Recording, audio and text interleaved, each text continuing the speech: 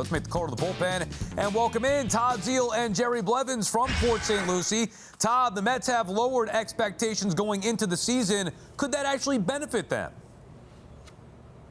Sometimes it can. I think there's expectations can especially weigh on young players. And as you know, this Mets team has brought in some veteran guys, but they've got some young guys that they're going to be counting on to be key pieces of their success. And so I think sometimes that lowered expectation, especially out of the gate in a city like New York, when their last year was a year that they want to ride off, I think this year it can get them into a groove without that same kind of pressure and expectation that they had before. Yeah, and I think you nailed it on the young guys. I think for the veteran guys, I think that chip on their shoulder, they're being overlooked. This is a team that won 101 games a couple of years ago, and that same offense is pretty much back, and they're looking to be healthy. Marte looks really good, and I think they're going to make a push.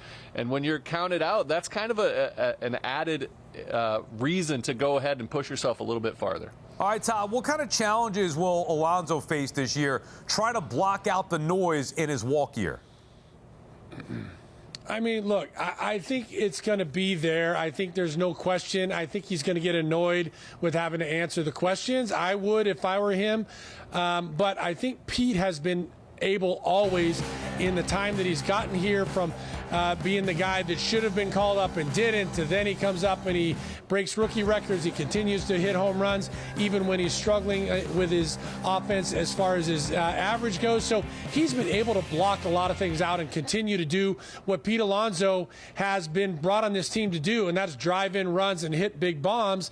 And so I don't think it's going to be a distraction. I think outside of spring training, he'll be insulated and he can concentrate on what he's doing. And I think there's probably a predetermined destiny for him, which is I'm going to do what I can this year and get to free agency next year and figure it out then. And until then, I'm going out to hit bombs.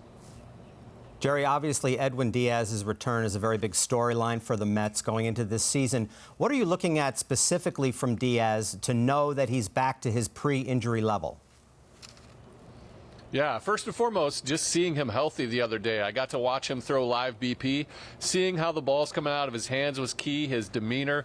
I don't take anything into effect on how you face your own hitters, because this is definitely a disadvantage, because nobody wants to hurt your opposing or your own team.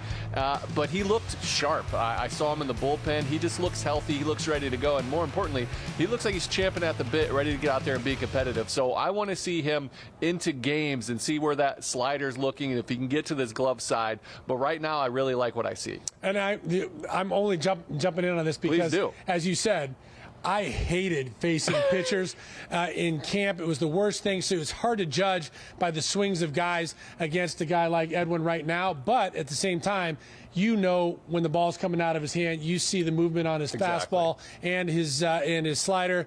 And look, he's ready to go. And as you said, champing at the bit, as Gary Apple would say. He made him proud right there. Too much influence right there. Who knows how many moments, goosebump moments, the Mets are going to provide this year, but I guarantee you this.